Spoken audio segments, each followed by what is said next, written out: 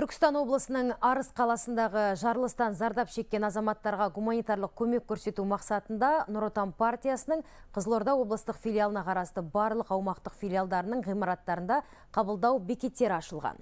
Бұл жерлерде 24 сағат бойы жергілікті тұрғындар тарапынан гуманитарлық көмекке қажетті киім-кешек, азық-түлік және тұрмысқа қажетті заттар қабылданып жатыр.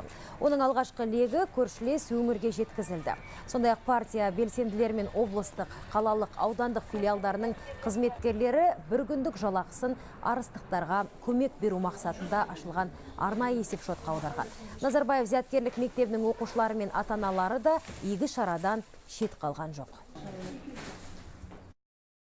Балаларымыздың жанашырлығы мен өзіміздің ата-аналардың жанашырлығын осы көрсеткіміз келіп тұр. Осы жерде көмек ретінде сол жақтағы кішкентай балаларды, олар аман болса екен, осы елімізде әрқашан тыныштық болса екен, бейбітшілік болса екен деп әрі қарай тілейміз. Арыста болып жатырған оқиға барлығымызды толғандырды.